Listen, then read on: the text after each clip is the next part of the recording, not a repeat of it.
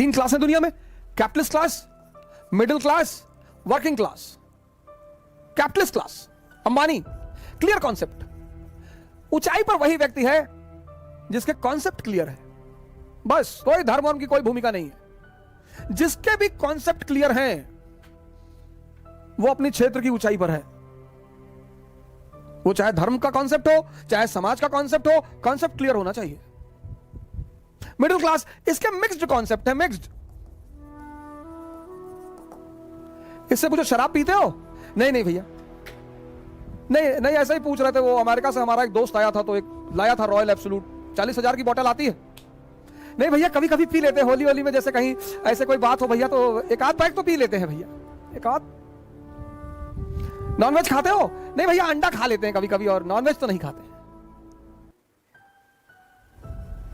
भैया। वो जो नॉनवेज का वो होता है, जूस होता है भैया, उसको खा सकते हैं भैया, गोश्त नहीं खाएंगे। ये है मिडिल क्लास।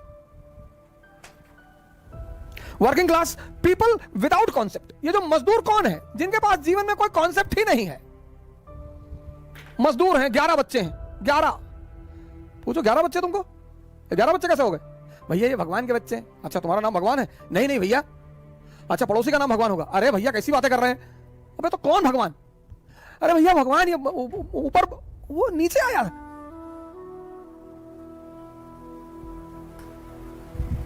दुनिया में हर वो आदमी मजदूर है जिसके अपने जीवन के कॉन्सेप्ट स्पष्ट नहीं है। सिंपल सिद्धांत है।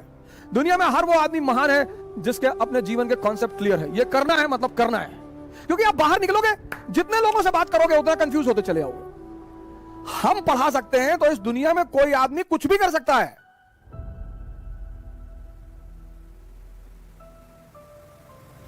अगर हम पढ़ा सकते हैं, अगर हम बदल सकते हैं खुद को, तो इस विश्व में कोई भी व्यक्ति कुछ भी कर सकता है सर, बशर्ते उसे एक चीज करनी पड़ेगी, अपना आत्म मूल्यांकन।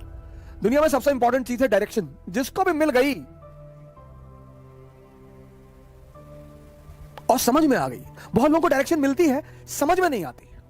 तेंदुलकर और कांबली दोनों के एक ही गुरु हैं, रमाकांत आचरेकर। मानिए श्री रमाकांत आचरेकर अब तो हमारे बीच है नहीं वो, लेकिन एक आदमी क्रिकेट का खुदा बन गया, भगवान, और दूसरा आदमी तमाम योग्यता होने के बावजूद गुमनामी के अंधेरे में खो गया। मैंने कहा ना, इस दुनिया में हम सब योग्य हैं। कल मैंने आपसे एक बात कही, पता नहीं आपने ध्यान दिया कि नहीं दिया। कल मैंने आपसे एक बात कही कि इस दुनिया में सभी योग्य हैं। कोई अर्जुन है, कोई कर्ण है, और आमतौर पर ऐसा देखा गया है कि जिसको दुनिया बहुत योग्य मानती है, ये देखिए, वो असफल है जीवन में। यह बात लोगों को बड़ी परेशान करती है, बहुत हैरान करती है कि ऐसा क्यों है यार, कि एवरेज क्षमता का आदमी, अब कर्ण के सामने अर्जुन 99.2%, 10+2 90%, 99.2%, सॉरी 99.2%, 10+2 90%, और यह आदमी जीत रहा है। यह बात आपको आश्चर्यचकित नहीं करती? और ये यही नहीं है कहानी में, यह जीवन में भी है। दुनिया की नजर में जो कम योग्यता के लोग हैं, उन्होंने बड़ी जबरदस्त जबरदस्त जगह बनाई है।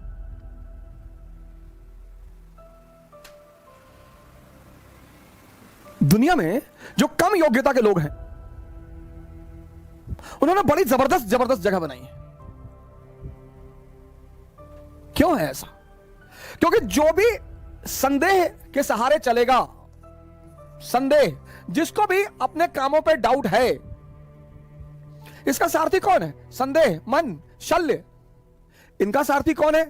चैतन्य। ये कल मैंने आपको बताया था, कॉन्शियस। पर जीवन में यह देखो कि तुम्हारा सारथी कौन है।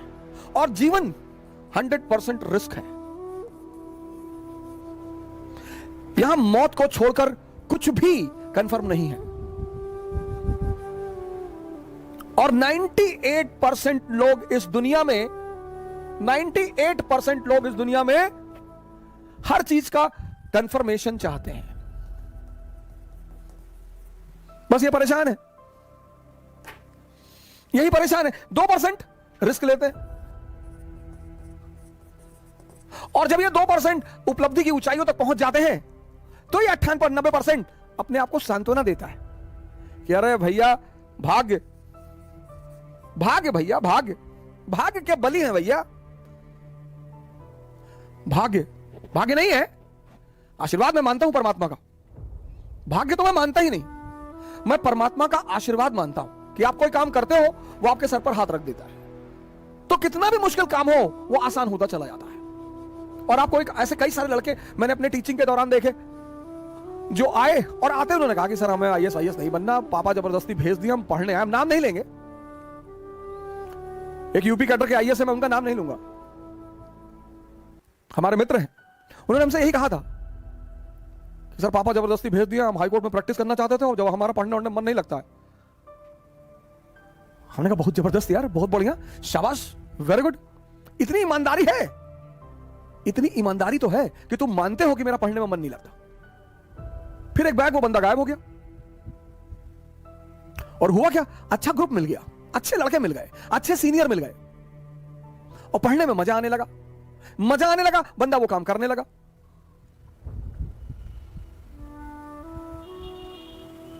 (381वीं रैंक है आईएएस में, पहले अटेम्प्ट में 381, दूसरे अटेम्प्ट में 104। मतलब पहला अटेम्प्ट में, ये नहीं कि पहला एक अटेम्प्ट में हुआ ही नहीं, दूसरे अटेम्प्ट में 381, 104। यह है परमात्मा का आशीर्वाद। मेहनत उसने किया है, लेकिन माहौल किसने दिया, संगत किसने दी? मैं कर्म के सिद्धांत पर प्रभु के आशीर्वाद को मानता हूं। भाग्य जैसी कोई चीज होती ही नहीं। भाग्य सिर्फ एक बहाना है ये 98% लोगों को अपने आप को डिफेंड करने का, ऐसा मैं मानता हूं। हो सकता है मैं गलत हूं, मैं इस बात से इनकार नहीं कर सकता, लेकिन हम जैसे लोगों को भाग्य नहीं मानना चाहिए। मिडिल क्लास के लोगों को कभी भाग्य नहीं मानना चाहिए, कभी नहीं, मानना ही नहीं चाहिए। अगर होता भी है तो भी नहीं मानना चाहिए, क्योंकि हमारे पास खोने को कुछ है ही नहीं। हमारे पास क्या था, हमारे पिताजी डाकखाने के बाबू थे, हम 2 कमरे के मकान में रहते थे, हमारे पास खोने को ही क्या था, लेकिन हमारे पास पाने को पूरी दुनिया थी।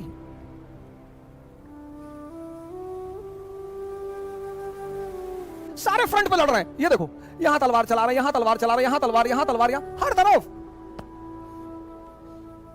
जिंदगी में एक फ्रंट चुनो, उसी पे लड़ो, बाकी सब बंद कर दो। राजा बनने की बस एक ही रास्ता है, समझदारी। और समझदारी के विकसित होने का कौन सा रास्ता है? पढ़ाई। पढ़ाई से कोई राजा नहीं बनता। फिर से रिपीट कर रहा हूं, राजा बनने का बस एक ही सिद्धांत है, समझदारी। और समझदारी विकसित करने का एक ही अच्छा तरीका है, पढ़ाई। कहानी के साथ साथ मैसेज भी मिल रहा है कि हर फ्रंट पर मत लड़ो, नहीं तो तुम्हारी सारी ऊर्जा चूस ली जाएगी, निकाल ली जाएगी, खत्म हो जाओगे।